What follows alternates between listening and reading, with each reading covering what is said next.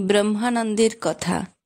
স্বামী ভূতেশানন্দ মহারাজের যারা সাক্ষাৎ শিষ্য, একসময় তাদের মধ্যে কেউ কেউ বিভ্রান্ত হয়ে মনে করতেন যে তারা একটু উচ্চতর থাকেন। স্বামীজি স্বামী প্রেমানন্দকে বলেছিলেন, বাবুরামদা, তুমি চেলা করো না, তাহলে রাজার চেলা আর তোমার চেলায় লাঠালাঠি চলবে। বাবুরাম মহারাজ বা স্বামী প্রেমানন্দকে মঠ মিশনে বলা হতো মঠের মা। তার এত প্রবল আকর্ষণ ছিল যে তিনি চেলা করলে আর রক্ষা ছিল না। স্বামীজি তাঁর সূক্ষ্ম দৃষ্টি দিয়ে বুঝে বলেছিলেন, তুমি চেলা করো না। বাবুরাম মহারাজ কখনো দীক্ষা দেননি। তাদের পরস্পরের সম্বন্ধ এমন ছিল যে যেখানে কোনো সংঘর্ষের অবকাশ ছিল না, এমন একটি সম্প্রদায় সৃষ্টি হয়েছিল যেখানে শাসন কেবল প্রেমের শাসন। ছোটখাটো ব্যাপারেও মহারাজের সেই প্রেমের শাসন কম ছিল না। একবার তার সেবকদের একজন, যিনি মহারাজের সেক্রেটারি হিসাবে তার চিঠিপত্র লিখতেন, একজন ভক্তের কাছে একটি ভালো কলম চেয়েছেন। মহারাজ সব লক্ষ্য রাখতেন। বললেন, তুই কেন চাইলি? তিনি বললেন, আমার নিজের তো কলম দরকার নেই, আপনার চিঠিপত্র লিখি, সেজন্যই চেয়েছি।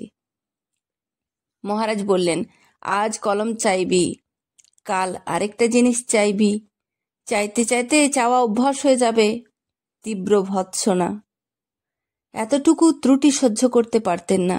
তার দৃষ্টি সব সময় ত্যাগে এমন প্রতিষ্ঠিত ছিল যে কোনো জায়গায় এতটুকু ব্যতিক্রম দেখলে তিনি সহ্য করতেন না। ঠাকুরের সঙ্গে তার সেই আশৈশবের সম্বন্ধ অক্ষুণ্ণ ছিল। তিনি সর্বত্র যেন ঠাকুরকে দেখতেন, সেইভাবে ব্যবহার করতেন। সমাধির কথা আমরা শুনি, কিন্তু কারো সমাধি হয়েছে এমন লোক দেখা যায় না। মহারাজের জীবনে সমাধি অহরহ দেখা যেত। মহারাজ তামাক খেতেন। সেবক গড়গড়ায় তামাক দিয়ে গিয়েছেন। মহারাজ স্থির হয়ে বসে আছেন। তামাক পুড়ে যাচ্ছে, কোনো দৃষ্টি নেই। সেবক এসে আবার বদলে দিয়ে গেলেন। তিনি বসে আছেন গড়গড়ার নল মুখে, কিন্তু সমাধিস্থ। তার তামাক খাবার দৃশ্য যারা দেখেছেন তারা বুঝেছেন যে তামাক খাওয়া একটা উপলক্ষ মাত্র। তার মন তখন গভীরভাবে সমাধিস্থ। এই দৃশ্যটি সকলের মনের এত অভিভূত করত যে সেজন্য দৃশ্যটির ফটো রেখে দেওয়া হয়েছে, কারণ এই ভাবটি সকলের মনে গভীর ভগবত ভাবের উদ্দীপনা এনে দিত। মুখটা একটু উঁচু করে তিনি এমনভাবে হাঁটতেন, তার চলনভঙ্গি আমাদের মনে বিশেষ সসম্ভ্রম ও শ্রদ্ধার ভাব সৃষ্টি করত।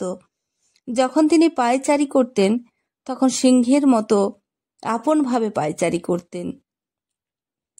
ঠাকুরের সন্তানদের এই যে আত্মভোলা অন্তর্মুখী ভাব, এটি অন্য কোথাও দেখা যায় না।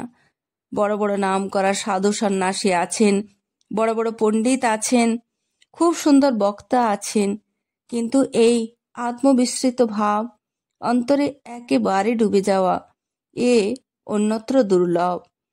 এটি ঠাকুরের একেবারে নিজস্ব ভাব। মহারাজ স্থূল শরীরে নেই, কিন্তু তাঁর স্মৃতি সঙ্গে আজও ওতপ্রোত হয়ে আছে। কারণ মহারাজ ছাড়া সঙ্ঘকে ভাবা যায় না। তার এই তপস্যা যেন ঘনীভূত হয়ে এই সঙ্ঘকে ধরে আছে। জয় ভগবান শ্রী রামকৃষ্ণ দেবার্পণমস্তু।